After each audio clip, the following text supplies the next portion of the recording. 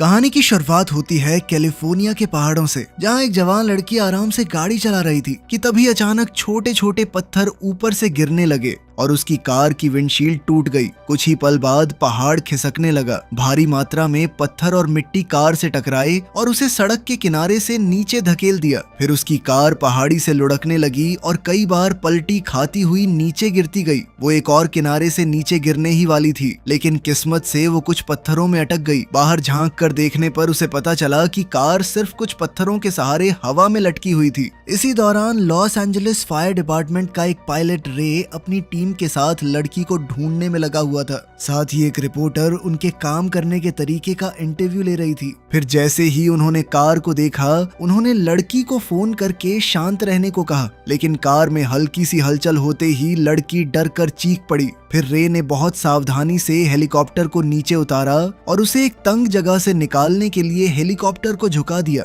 उसके बाद एक रेस्क्यूअर रस्सी के सहारे नीचे उतरा ताकि वो कार को सुरक्षित कर सके। उसके पास सिर्फ 5 मिनट का समय बचा, क्योंकि उसके बाद हेलीकॉप्टर का इंजन जवाब दे सकता था। जैसे ही रेस्क्यूअर कार के करीब पहुंचा, लड़की ने घबरा कर उसकी तरफ हाथ बढ़ाया, जिससे कार दोबारा हिलने लगी। कुछ देर बाद कार को रोक लिया गया, लेकिन अचानक वो फिसल गई और रेस्क्यूअर उसमें फंस गया। उधर हेलीकॉप्टर भी जोर जोर से हिलने लगा और इंजन ज्यादा देर तक चलने की हालत में नहीं था। ये देखकर रे ने खुद नीचे जाने का फैसला किया। जब हेलीकॉप्टर से काला धुआं निकलना शुरू हुआ, तब रे कार तक पहुंच गया। उसने कार का दरवाजा तोड़ दिया और लड़की को बाहर निकाल लिया। उसी वक्त को पायलट ने कार को पकड़ने वाली रस्सी काट दी। इससे कार नीचे गिरकर बुरी तरह तबाह हो गई, लेकिन रेस्क्यूअर आजाद हो गया और रे ने लड़की को सुरक्षित पकड़े रखा। इसके बाद कैलिफोर्निया इंस्टीट्यूट ऑफ टेक्नोलॉजी में डॉक्टर डेविड बड़े भूकंपों के इतिहास पर लेक्चर दे रहे थे। उन्होंने बताया कि कैसे दुनिया भर में आए विनाशकारी भूकंपों ने लाखों लोगों की जान ली और भारी तबाही मचाई। फिर डेविड ने सैन एंड्रियास फॉल्ट का भी जिक्र किया, जो कैलिफोर्निया से गुजरती टेक्टोनिक प्लेट्स के मिलने की जगह थी। उन्हें पूरा यकीन था कि ये फॉर्मेशन कभी न कभी एक बहुत बड़े भूकंप का कारण जरूर बनेगी। लेक्चर के बाद डेविड अपने ऑफिस गए, जहां डॉक्टर पार्क ने उन्हें हूवर डैम के पास महसूस किए गए छोटे भूकंपों की जानकारी दी।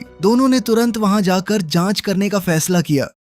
बाद में जब रे घर पहुंचा, उसकी बेटी टीना ने उसे फोन किया और कुछ सामान मांगा जो वो उसके घर पर छोड़ गई थी और कॉलेज ले जाना चाहती थी। लेकिन बात करते करते रे ने अचानक फोन काट दिया, क्योंकि उसने मेल में आए डाइवोर्स पेपर्स देख लिए थे। ये देखकर वो अंदर से टूट सा गया। इसके बाद रे टीना के कमरे में उसका सामान लेने गया। वहाँ उसे कुछ पुरानी तस्वीरें मिली, जिसमें उसकी एक मर चुकी बेटी की तस्वीर भी थी। वहीं दूसरी तरफ नेवाडा के हूवर डैम पर डॉक्टर पार्क और डॉक्टर डेविड अपने नए डिवाइस की मदद से भूकंप की गतिविधियों को नापने लगे। तभी अचानक उन्होंने देखा कि डिवाइस की रीडिंग्स एकदम तेजी से बढ़ गईं। कुछ ही पल बाद वहां जोर का भूकंप आ गया। उसी पल डैम के ऊपर डॉक्टर डेविड लोगों को भागने की चेतावनी देने के लिए दौड़ पड़े, लेकिन डॉक्टर पार्क अभी भी अंदर ही रह गए। जब डैम टूटना शुरू हुआ और चारों तरफ पत्थर गिरने लगे, तब पार्क सीढ़ियों से बाहर निकलने की कोशिश करने लगे। बाकी लोग भी घबरा कर इधर उधर भाग रहे थे। जल्द ही डैम की दीवारें टूटने लगी और पानी पूरे बहाव से आगे बढ़ने लगा, जिससे और भी ज्यादा तबाही मचने लगी। फिर पार्क तेज दौड़ते हुए बाहर निकलने में कामयाब हो गए, लेकिन तभी उनकी नजर एक जख्मी लड़की पर पड़ी, जिसके पैर में चोट आई हुई थी। उन्होंने तुरंत उसे उठाया और भागने लगे। वहीं उनके पीछे जमीन लगातार धंसती चली गई, लेकिन अचानक पार्क का पैर फिसल गया और गिरने से पहले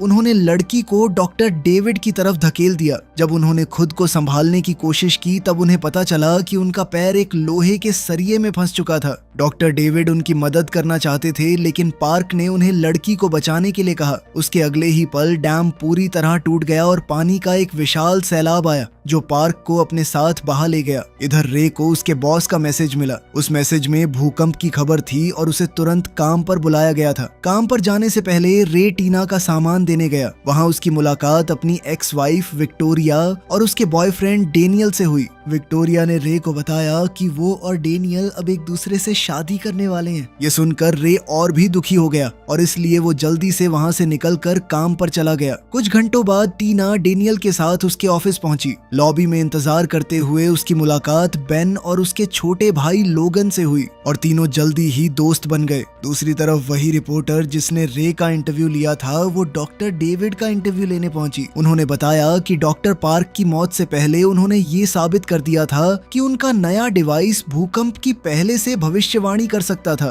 तभी डॉक्टर डेविड के स्टूडेंट्स वहां दौड़ते हुए आए। उनके पास सैन एंड्रियास फॉल्ट के आसपास बढ़ रही भूकंप की गतिविधियों की बुरी खबर थी। इस जानकारी का इस्तेमाल करते हुए डॉक्टर डेविड ने कुछ हिसाब लगाए और नक्शे पर सैन एंड्रियास फॉल्ट और हूवर डैम की जगह पर निशान लगाया। गहरी जांच के बाद उन्होंने एक खौफनाक नतीजा निकाला। पूरा सैन फ्रांसिस्को शहर अब बहुत बड़े खतरे में है। उधर डाउनटाउन लॉस एंजलिस में विक्टोरिया डेनियल की बहन के साथ लंच करने बैठी। तभी विक्टोरिया को रे का फोन आया। रे ने अपने पहले वाले व्यवहार के लिए माफी मांगी, लेकिन उसी वक्त रेस्टोरेंट की टेबल्स कांपने लगी। कुछ ही पलों में पूरी इमारत जोर जोर से हिलने लगी। भूकंप अब आ चुका था। उधर हेलीकॉप्टर में बैठे रे ने खिड़की से बाहर देखा तो उसे फ्लाईओवर टूटकर नीचे गिरते हुए दिखे। उसने तुरंत विक्टोरिया से पूछा कि तुम कहाँ पर हो। फिर रे ने उससे इमारत की छत पर पहुंचने को कहा और भरोसा दिलाया कि वो कुछ ही मिनट में उसे लेने आ जाएगा। वहीं डॉक्टर डेविड के ऑफिस में सब लोग जल्दी से टेबल्स के नीचे छुप गए। उनके डिवाइस ने दिखाया कि ये वाला भूकंप पहले वाले से 100 गुना ज्यादा ताकतवर है।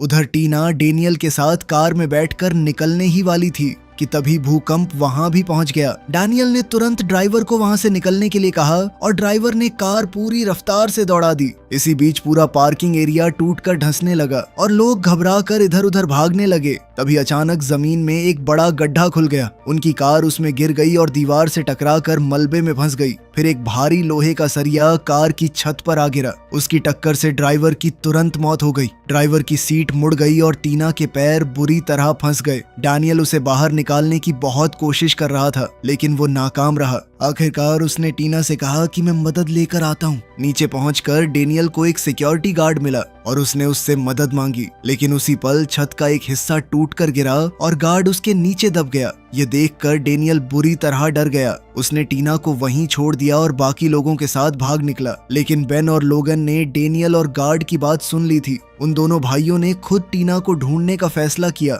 इसी दौरान रे लॉस एंजलिस की तरफ उड़ता चला जा रहा था। रास्ते में उसने मशहूर हॉलीवुड साइन को भी नीचे गिरते देखा। साथ ही शहर के कई हिस्सों से आग और धुआं उठने लगा। वहीं ऊंची इमारतें भी एक एक करके गिरने लगी। रेस्टोरेंट में भी लोगों के बीच अफरा तफरी मची हुई थी। विक्टोरिया ने बाहर निकलने के लिए एक दरवाजा खोला, लेकिन दरवाजे के पीछे तो कुछ था ही नहीं। उसने अपनी आंखों के सामने एक आदमी को नीचे गिरकर मरते हुए देखा। उसी पल रेस्टोरेंट का अवन भी अचानक से फट गया और शेफ आग की लपटों से घिर गया। विक्टोरिया ने सबको कहा कि उन्हें छत पर पहुंचना होगा। उसे इमरजेंसी स्टेयर्स मिल गईं और वो तेजी से ऊपर भागने लगी, लेकिन बाकी लोग बचने के लिए नीचे की तरफ भाग रहे थे। छत पर पहुंचते ही जमीन टूटने लगी और विक्टोरिया मलबे के साथ नीचे गिर गई। वो आसपास के कंक्रीट से टकराती हुई एक नीचे वाली मंजिल तक जा गिरी। वो घायल थी, थोड़े चक्कर भी आ रहे थे, मगर हार मानने के बजाय विक्टोरिया मलबे के ढेर पर चढ़ने लगी। आखिरकार रे ने उसे देख लिया। जब रे हेलीकॉप्टर को और पास लाने की कोशिश कर रहा था, तभी एक और धमाका हुआ और छत पर आग लग गई। विक्टोरिया तुरंत आग से दूर भागी और रे ने हेलीकॉप्टर को हवा में स्टेबल रखते हुए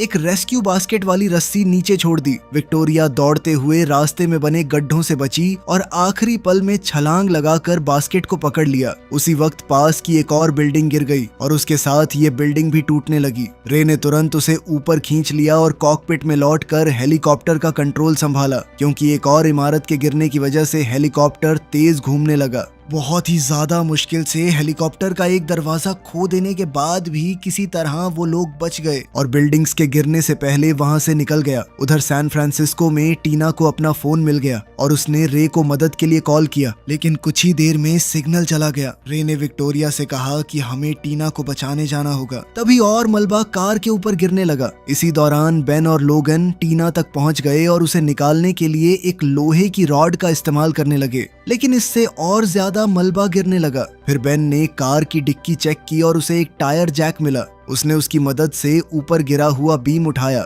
लेकिन वो सिर्फ थोड़ा सा ही उठा। जल्दी सोचते हुए बेन ने कार के टायर्स पंक्चर कर दिए ताकि कार नीचे बैठ जाए और टीना को निकलने के लिए थोड़ी और जगह मिल सके। ये तकनीक कामयाब रही और टीना ऐन मौके पर गाड़ी से बाहर निकल आई, जिसके बाद मलबे ने गाड़ी को पूरी तरह कुचल दिया।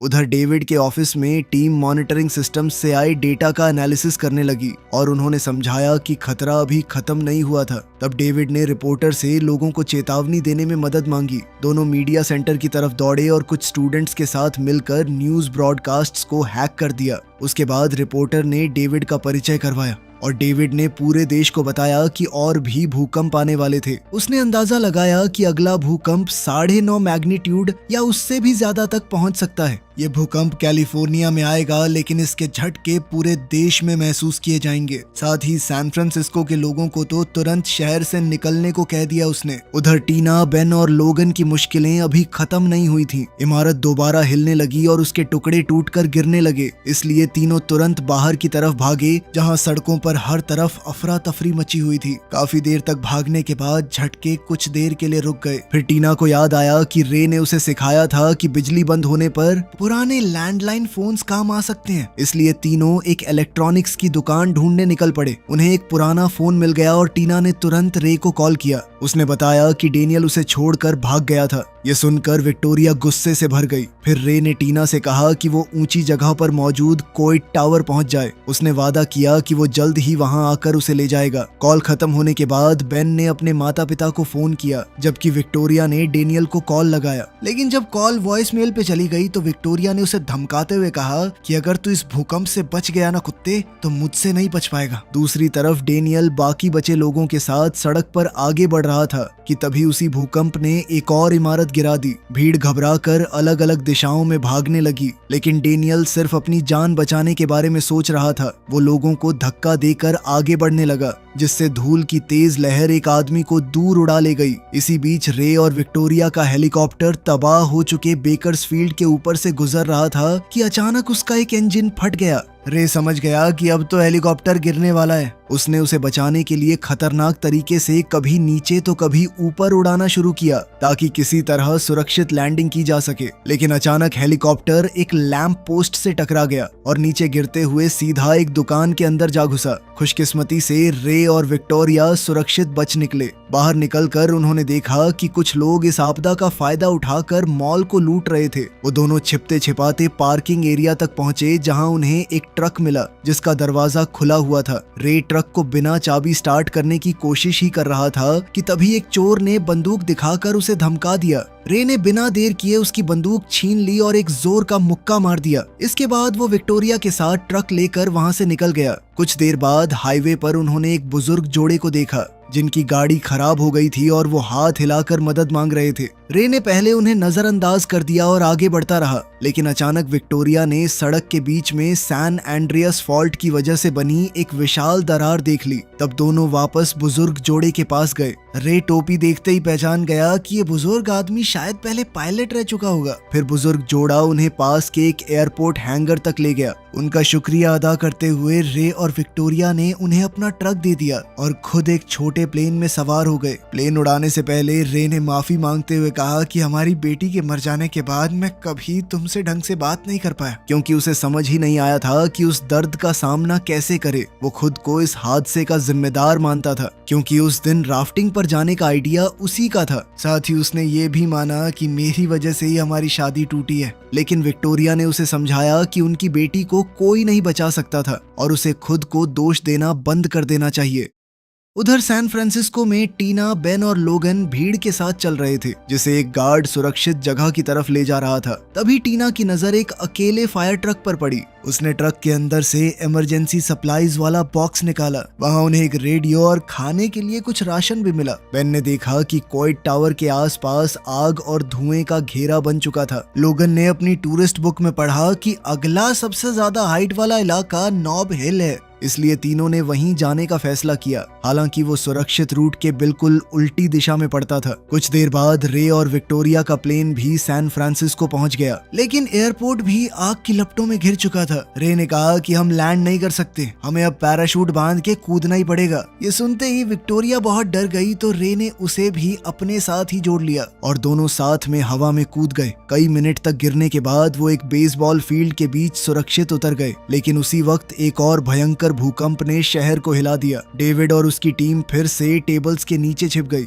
लेकिन इस बार बिल्डिंग पहले से भी ज्यादा जोर से कांपने लगी। सैन फ्रांसिस्को की सड़कों पर टीना, बेन और लोगन जमीन पर गिर पड़े। अब भूकंप की वजह से बिजली की तारें और आसपास की बिल्डिंग्स गिरने लगी थी। तीनों भागने की कोशिश कर रहे थे, लेकिन बेन गिर गया और शीशे का एक बड़ा टुकड़ा उसकी जांघ में घुस गया। ये देखकर लोगन टूट गया और रोने लगा। पूरा शहर उनकी आंखों के सामने धीरे धीरे बिखर रहा था। इमारतें गिर रही थीं, पुल टूट रहे थे और समुंदर का पानी भी अजीब तरह से हिलने लगा। जैसे ही रे और विक्टोरिया बाहर निकले, रे ने लोगों को चिल्लाकर कहा कि सब स्टेडियम के पीछे छुप जाएं, क्योंकि वहां पर गिरती हुई इमारतों का खतरा कम था। वहीं एक जख्मी औरत थी जो चल तक नहीं पा रही थी। रे ने बिना सोचे उसे अपनी बाहों में उठाया और स्टेडियम तक ले गया। सब लोग दीवार के साथ चिपक कर बैठ गए और इस तरह वो गिरती हुई इमारतों के नीचे दबने से बच गए। अब रे और विक्टोरिया को यह समझ आ गया था कि इतनी तबाही के बाद न गाड़ी काम आएगी और न पैदल चलना, इसीलिए उन्होंने बोट से जाने का फैसला किया। जैसे ही भूकंप रुका, टीना ने बेन की जांघ में घुसे हुए कांच के टुकड़े को निकाला और उसके घाव पर पट्टी बांध दी। दूसरी तरफ डेविड ने जब अपने कंप्यूटर पर चेक किया तो उसे पता चला कि ये तो आज तक का सबसे ताकतवर भूकंप है। कुछ देर बाद रे और विक्टोरिया उस टावर के पास पहुंचे जहां टीना को मिलना था, लेकिन टावर आग में जलने लगा। रे को यकीन था कि टीना किसी और ऊंची बिल्डिंग की तरफ गई होगी। तभी उसकी नजर समुंदर के पानी पर पड़ी जो बहुत तेजी से बदलने लगा। रे तुरंत समझ गया कि एक भयंकर सुनामी उनकी तरफ आ रही थी। रेडियो के जरिए टीना तक भी चेतावनी पहुंच गई और पूरे शहर में अलार्म गूंजने लगा। अब उनके पास नॉब हिल पहुंचने का वक्त नहीं था। तभी टीना ने पास ही डेनियल की बन रही बिल्डिंग देखी और फैसला किया कि उन्हें वहीं पनाह लेनी होगी। उधर समुंदर के किनारे सैकड़ों बोट्स बचने की कोशिश कर रही थीं, लेकिन उनके सामने एक विशाल लहर आ खड़ी हुई। कुछ बोट्स को तो लहर ने पहले ही डुबो दिया। रे ने मुश्किल से अपनी बोट पर काबू बनाए रखा